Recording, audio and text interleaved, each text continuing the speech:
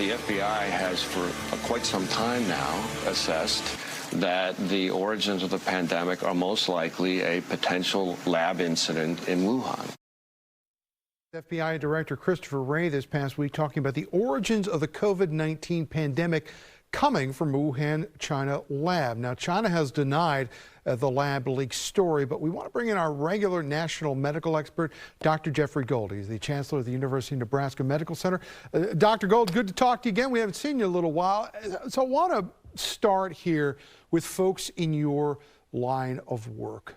What do experts in the area over the course of this pandemic, you've been so busy battling it, what have these private conversations been like amongst your colleagues about where this all came from? Well, you know, I think, Tom, we, just like everybody else in our audience, follows the announcements from through national media, from various investigative bodies, through various committees in Congress, and understand that to this day, while different people have different opinions on the subject, there really is no certainty.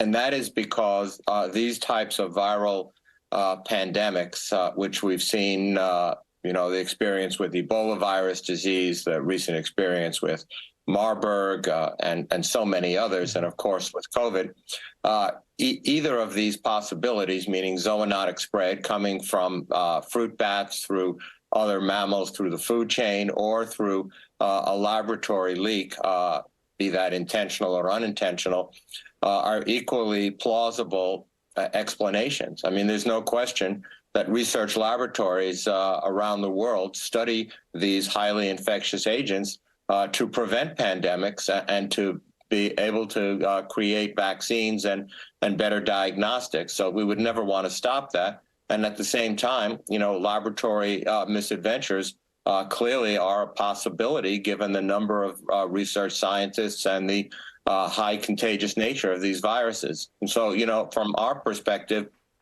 we consider both possibilities quite likely. And, you know, this isn't really in a large measure about politics. This is about people. You know, COVID-19 killed Democrats, it killed independents, it killed Republicans. So a lot of politics got piled up on top of this. So in essence, is it an important thing for us to have this information, to study this, so we can prepare ourselves for what could come down the line?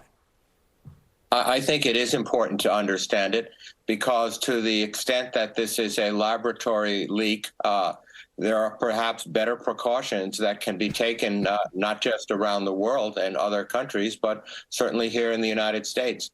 I mean, there is no question having stores of either vaccines or a very readily available library, if you will, of genetic profiles of these viruses in event such a leak were ever to occur again, so that the spread could be rapidly contained into a local geographic area rather than spread around the world. You know, Tom, approximately 20 million people have thus far lost their life to this pandemic. If there's something we could do to reduce the spread and prevent that in the future, that would be one of the most powerful lessons learned, because one thing for sure, the risk of this happening again is not small. Certainly not. As we look at where we are right now, we got word just in the last couple of days here in the nation's capital that Washington, D.C. is going to be shutting down some of its temporary COVID centers, large part, they say, because people are testing at home now. They're able to get vaccines at a myriad of different places. Dr. Cole, where are we at with the pandemic right now? The national emergency ends in May. Is it over? Are we allowed to say it's over? Is it not over yet? Where are we right now? You know, I think, you know, again, answer that question from a legalistic perspective, i.e. the end of the state of emergency. But, you know, you can really better answer it by where the average American is. And traveling, you know, through our airports, buses and trains, going to national meetings, the overwhelming majority of the sentiment is it's in the rearview mirror. Now, people are also asking the question of what are we going to do to keep it from bouncing back, particularly when we get into next fall's flu season and the weather starts to change again.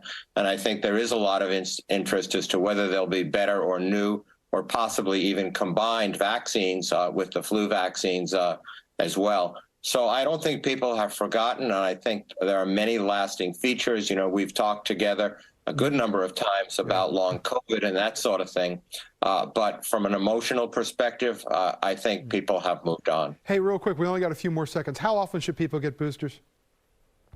At least once a year, and perhaps every 6 months if you're over 65 or you have other medical conditions. Always ask your doc. All right, good advice as always. Dr. Jeffrey Gold from the University of Nebraska Medical Center, we thank you for taking time with us.